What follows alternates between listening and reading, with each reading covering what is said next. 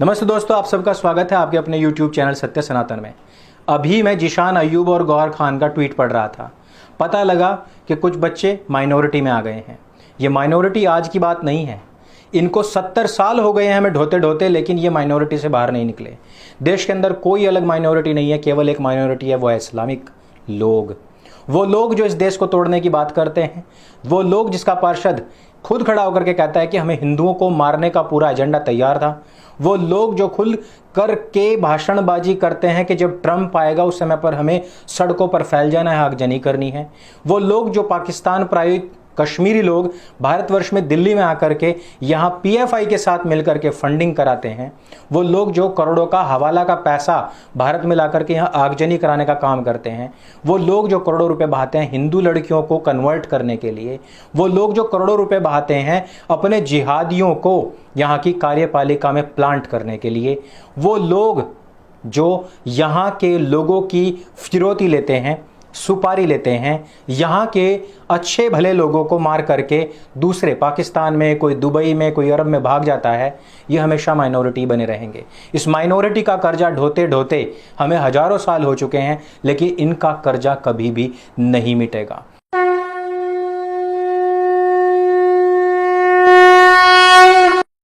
एक कर्जा था हमारे सिर पर जिसको ढोया था राजा दाहिर ने। राजा दाहिर ने इस्लाम के पैगंबर मोहम्मद बिन अब्दुल्ला के वंशजों को बचाने का पाप किया।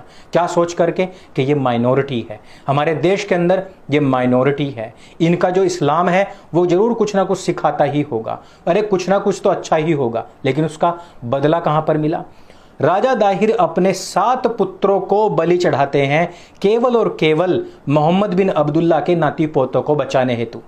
उसके बाद में उनकी दोनों बेटियों को कुत्तों से नुचवाया जाता है, और कौन नुचवाता है? यही माइनॉरिटी। हमारे महाराणा प्रताप जी को अपना शासन सत्ता छोड़ करके भागना पड़ा, जंगलों में रहना पड़ा, रोटियां खानी पड़ी किसकी? घास फूस की। बच्चों की परवरिश जंगली जानवरों के बीच में रह करके करवानी पड़ी। किस कारण से? इसी माइनॉरिटी के कारण से। इसी माइनॉरिटी ने एक बार कहा राणा रतन रावल को कि मुझे अपनी बहन के दर्शन करने हैं, मुझे एक बार आप आने तो दीजिए अपने राजमहल के अंदर। और उस माइनॉरिटी ने क्या किया? जब वहां पर अपशब्दों का प्रयोग हुआ तो राणा रतन ने अपनी जो तलवार थी वो निकाली, लेकिन वापस रख ली क्योंकि घर के अंदर मेहमान आया हुआ था। और क्या किया उस माइनॉरिटी वाले अलाउद्दीन खिलजी ने? राणा रतन रावल को जब सामने से ना हरा पाया तो अपने हिजड़े के द्वारा पीठ पीछे से वार करवा के उनको मरवा दिया। हजारों महिलाओं को, पुरुषों को आग में झोंकने के लिए मजबूर होना पड़ा अपना शरीर। कुछ लोग जो बाद में बचे थे बदला लेते लेते सर कट गया, लेकिन लड़ते लड़ते वीरगति को प्राप्त हुए इसी माइनॉरिटी का कर्जा ढोते ढोते।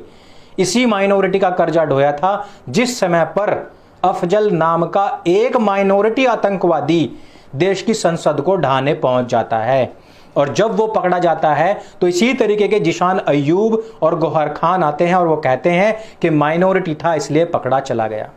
किसी ने भी आज तक माइनॉरिटी के लिए कहीं पर भी, यदि आपने देखा हो, भारतवर्ष में ये माइनॉरिटी है क्या? भारतवर्ष में इस्लाम, मुसलमान जो हैं दूसरे नंबर पर हैं। इनके खुद के आलिम मौलाना चीख चीख कर कहते हैं हम 30-35 करोड़ हो चुके हैं। भारतवर्ष में पूरे विश्व में दूसरे स्थान पर इनकी आबादी है। ये माइनॉरिटी है क्या? अगर भारतवर्ष में ये 30-35 करोड़ माइनॉरिटी है तो अरब के देश, ओमान, सूडान, ये तो यहां पर तो ये विलुप्त होती प्रजाति बन जाएगा इस्लाम, जिनके ऊपर ये अपना इतना ज्यादा गर्व करते हैं, घमंड करते हैं। हमारे 56-55 देश हैं, वहां पर तो ये विलुप्त होती प्रजाति बन जाएंगे मुसलमान।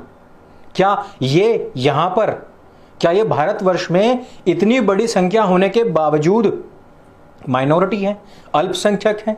क्या माइनॉरिटी की कोई दिशा निर्धारण नहीं होना चाहिए कि किस लेवल तक माइनॉरिटी हो और किस लेवल तक नहीं? क्या यहां पर माइनॉरिटी की अगर हम बात करें, गुरु गोविंद सिंह साहब माइनॉरिटी थे, लेकिन उनके बलिदान को पूरा विश्व याद करता है। अपने देश के लिए वो सर्वोच्च बलिदान उन्होंने और उनके छोटे छोटे बच्चों ने दिया है। इसको कहते हैं minority. General Manek Shah minority, Tata पूरी की पूरी फैमिली पारसी माइनॉरिटी, देश के लिए कितना काम नहीं किया। आज आप एक भी जैन, बौद्ध, सिख, पारसी, यहूदी, किसी को पकड़ करके पूछिए, बौद्ध, जेन्युइन बौद्ध, ये कन्वर्टेड बौद्ध नहीं, कोई किसी जेन्युइन बौद्ध से आप पकड़ करके देखिए, पूछिए कि क्या माइनॉरिटी को यहां पर कोई प्रॉब्लम है। जिशान अय्यूब क्या अपने बाप से पूछ करके इस बात की ठेकेदारी लेता है कि वो सारी माइनॉरिटी की बात करेगा यहां पर? उसके ट्वीट के ऊपर माइनॉरिटी आज थूक रही है, जो जैन हैं, सिख हैं, पारसी हैं, वो सब कह रहे हैं कि हम माइनॉरिटी हैं, असली माइनॉरिटी हम हैं और हमको इस पूरे भारतवर्ष में आज तक कोई प्रॉब्लम नहीं हुई है। और एक वो व्यक्ति जो सरे राह खड़े होकर के कहता है कि जब ट्रंप यहां पर आएगा तो हम यहां के रोड, यहां की गलियां सब ब्लॉक कर देंगे। एक वो ताहिर हुसैन जो अपने कबूल नामे में कहता है कि यही जो खालिद उमर खालिद है और सैफी ने हमको इसके साथ में मिलवाया और हमने आगे की प्लानिंग्स बनाई और करोड़ों रुपए फंडिंग आई जिसके तहत हमने सारे काम किए। माइनॉरिटी का यह भी काम है क्या? माइनॉरिटी को ये कोई सर्टिफिकेट मिला हुआ है क्या अपने देशों में आग लगाने के लिए?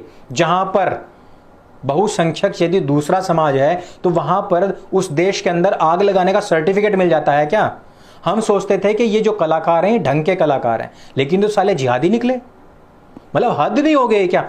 हम लोग ये सोच करके इन लोगों को एक्सेप्ट कर लेते हैं कि भैया ये कोई अच्छे लोग होंगे, ये अच्छी एक्टिंग करते हैं, ये लोग अपने दमखम पर इतने आगे तक बढ़े हैं।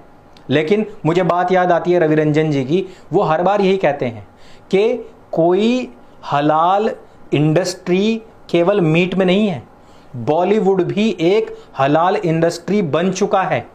और सुदर्शन के जो सीईओ हैं सुरेश चौहान के जी, वो भी यही कह रहे हैं कि आज हमारी जो कार्यपालिका है उसको पूरी तरीके से हलाल इंडस्ट्री, अर्थात जिसमें इस्लाम के अलावा दूसरा कोई पार्टिसिपेट कर ही ना सके, यदि कोई आए तो उसको मार करके, डरा करके, धमका करके, सुपारी लेकर के, फिरौती लेकर के, कुछ भी करके उसको वहां से भगा दिया जाए। तो ये हलाल इंडस्ट्रीज जो बनती जा रही हैं, इसमें यदि आपको कोई भी व्यक्ति इस नाम का, इस सरनेम का, इस खास कम्युनिटी से संबंध रखने वाला दिखाई दे, सीधे समझ जाइए हलाल प्रोडक्ट है। और हलाल प्रोडक्ट वही काम करेगा जिसके लिए उसको प्रेरणा की गई है। बड़े बड़े नौकरशाह देख लीजिए, आपने देख ही लिया है 10 साल तक इस देश ने हामिद अंसारी को क्या क्या नहीं दिया, लेकिन हलाल प्रोडक्ट था, बाहर निकलते ही वही मुंह से हगना शुरू कर दिया। आपने देख लिया पूर्व चुनाव आयुक्त, हलाल प्रोडक्ट, तो वही काम करेंगे जो उन्होंने अभी तक करते आए हैं। ये सारी वो चीजें हैं जिसके ऊपर हम लोगों को गौर करना चाहिए, ध्यान देना चाहिए। अभी हलाल प्रोडक्ट हमारी भारतीय जनता पार्टी के अंदर नेता भी हैं और वो हलाल प्रोडक्ट की क्या स्थिति है वो आपने देख ही ली है। मेरा हर बार प्रश्न रहता है, मुसलमानों की माइनॉरिटी ने 7,35,000 क्रांतिकारियों में से कितने क्रांतिकारी दिए? और उस सवाल का जवाब आज तक मुझे नहीं मिला।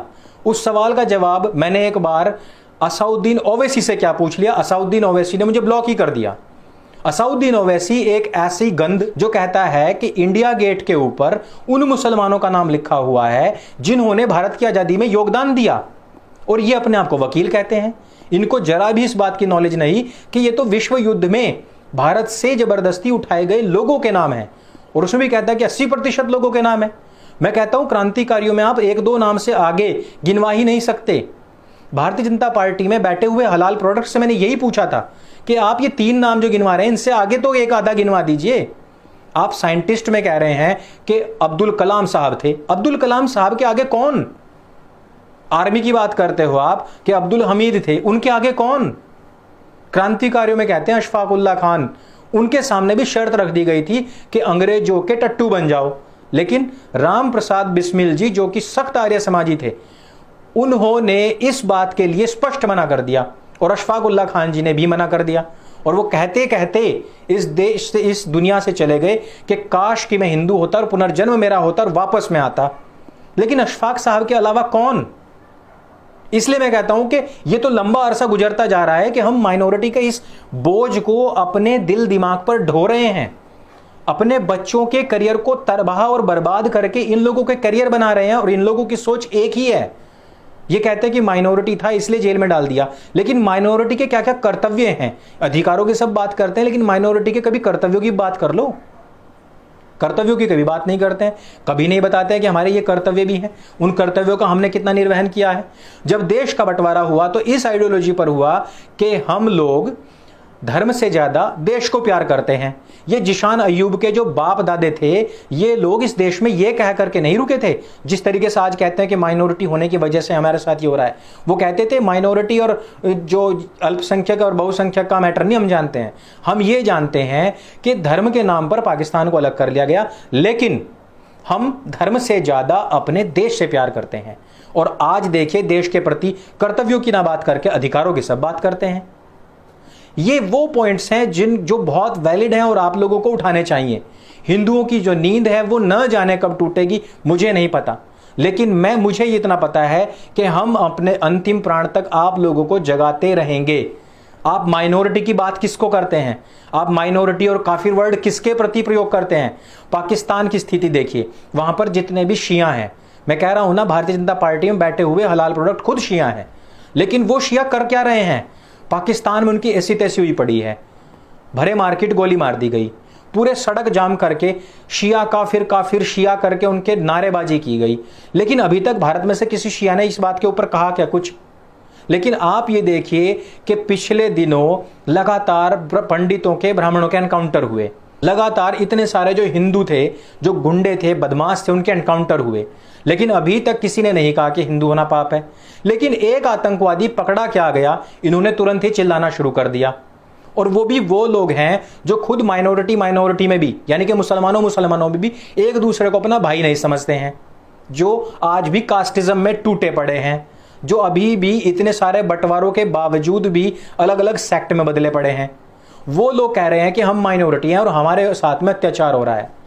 इस वजह से ये लोग जो हैं, इनका तो ये इतिहास रहा है दोस्तों। पाकिस्तान का बंटवारा किसी सुन्नी ने नहीं, शिया ने करवाया था। राजा दाहिर की मौत का कारण कोई सुन्नी नहीं, शिया थे। ये सारे के सारे एक ही थाली के चट्टे बट्टे हैं। इस बहम में कभी मत रहना कि कुछ लिबरल होते हैं और कुछ कट्टर होते हैं। जो लिबरल थे वो भी समय आने पर हद से ज्यादा कट्टर बन गए, इतिहास इस बात का गवाह है। इसलिए इस माइनॉरिटी के चक्कर में ना पड़े। हिंदुओं से निकली हुई जितनी भी शाखाएं हैं, सिख, जैन, बौद्ध, ये जितने भी हैं, और साथ ही साथ हमारे पारसी और यहूदी, ये हैं असली माइनॉरिटी। हिंदू भाई भाई, ये हमारा नारा होना चाहिए। यही बस मैं आप लोगों को बताना चाहता था। आप लोगों को यदि ये बात अच्छी लगे तो इसको सबके साथ में स्प्रेड कीजिए, सब तक पहुंचाइए और सत्य सनातन को आगे बढ़ाइए। मेरे संग बोलिए सत्य सनातन वैदिक धर्म की जय। जय हिंद, वंदे मातरम।